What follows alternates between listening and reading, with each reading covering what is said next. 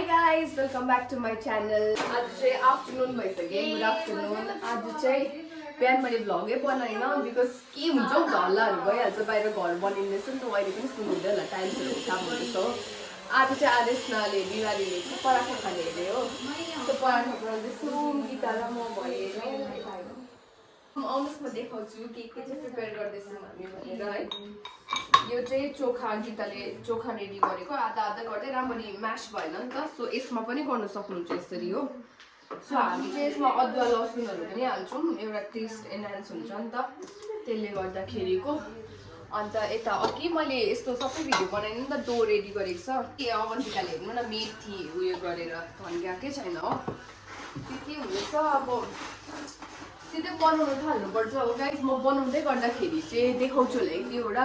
मैले भन्नु भुलेछु अचार बनाउनुको लागि पनि टमाटर है यसरी रेडी पराठासँग पिरो डल्ले खोर्सानीको अचार चाहिँ हाल्नु हुन्छ.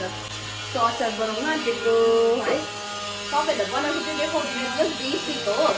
अलिकति एक दुईवटा लसुन हालिदिन्छु अन्त यही त्यतिकै टमाटर मात्रै दिनुहुन्छ. त्यस्तो खास त केही बनाउँदिनँ म.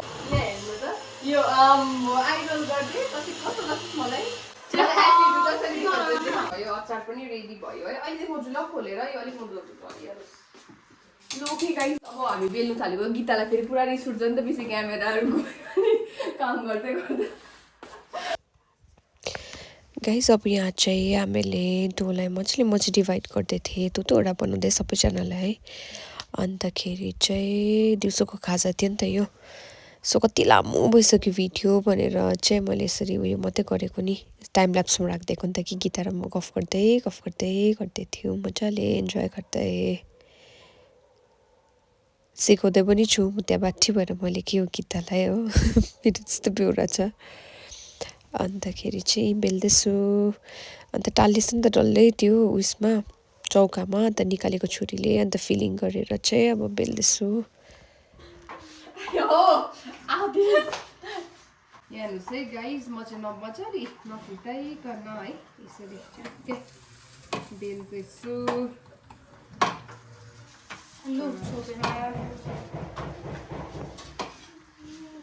एकदम हल्का यो चाहिँ डढेको भनेर सोच्नुहुन्छ होला हाम्रो खत्तम छ है यो चाहिँ. किनभने नि मजाले धोयो पानीमा अन्त ग्यासमा यसरी सुकाउने हुँदा डढेको यो चाहिँ हो. ठिकै छ तर यो पनि त्यसरी डढेको मिलेर है दामी भयो. पातलो पनि हुन्छ हो फिलिङ पनि राम्रो हुन्छ. यो चाहिँ किन यस्तो भयो भन्दा चाहिँ आटा मैदा मिक्स मैदाले गर्दा हेर्नुहोस् त कस्तो मजाले एउटा खोर्सानी चाहिँ निस्केको छ माफ गरिदिनुहोस् है.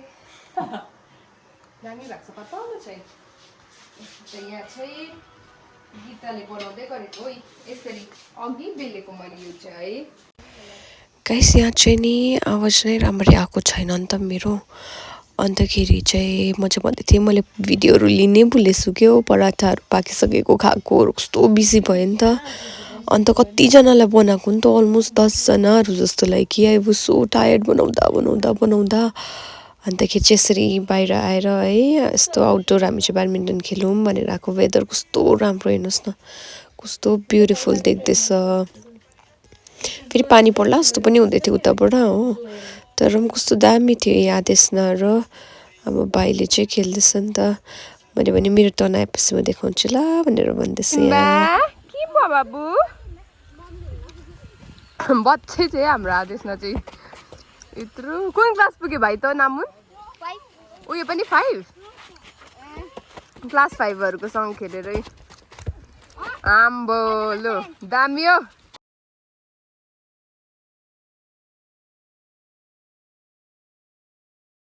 लु हेर आयो दामी गरी. यसो चाहिँ हाम्रो हिरो चाहिँ फेरि यो चाहिँ हाम्रो हिरो हो. हल्का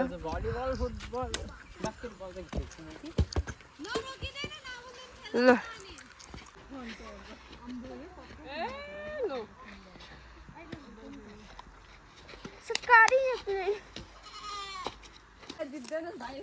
सो म चाहिँ फुटबल पनि खेल्दै ब्याडमिन्टन पनि खेल्दै आउट हुँदै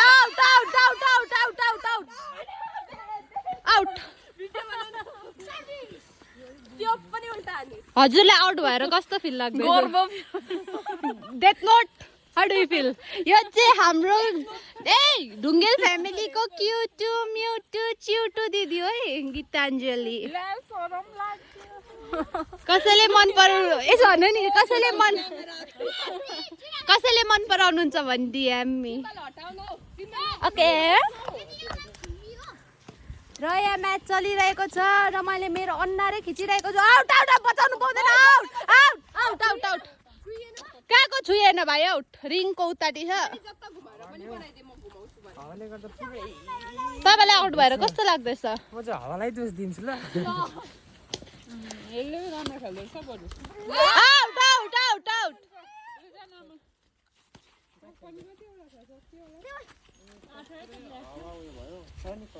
र यहाँ म्याच चलिरहेको छ यो पछि कसको टर्न मेरो टर्न ए मेरो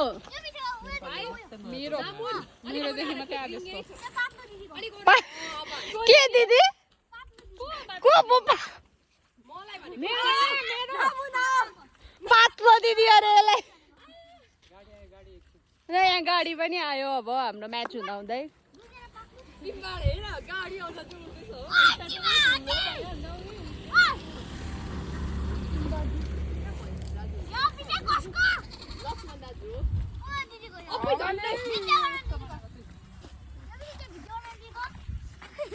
मेरो नाम थाहा छैन तँलाई आदेश दिदी भन इक्साङ पिक्साङ लिक्साङ टिक्साङ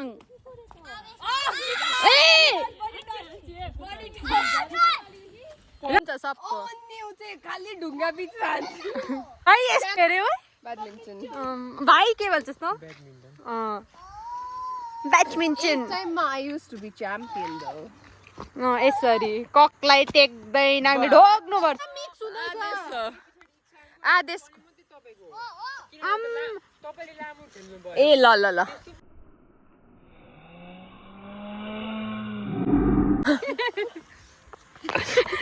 यो नानीको अवस्था अहिले यस्तो उठ्यो हाई गाइस अब आजको भ्लग चाहिँ म एन्ड गर्छु है मैले त्यस्तो खास के पनि गरिनँ है अन्तखेरि चाहिँ खानाहरू पनि खाइसक्यौँ हामीले अन्तखेरि स्किन केयर पनि गरिसकेँ मेरो त पुरा पिम्पल्सहरू भएको छ अन्त मेरो स्कार्सहरू पनि छ नि त सो कति ग्याप भएको त्यो स्किन केयर नगरेको सो या त्यति नै आजको दिनको लागि please like share and subscribe to my channel Bye bye, I'll see you on next vlog. Every day हाल्दिनँ जहिले मलाई मनपर्छ म त अहिले मात्रै हाल्छु होला because I don't know I'm just like making videos for fun है for myself basically अब यतिकै बसेर I was so bored अन्तखेरि चाहिँ I thought why not because म जहिले पनि घरमा यतिकै भिडियोहरू बनाइरहेको हुन्छु क्या So yeah, bye guys.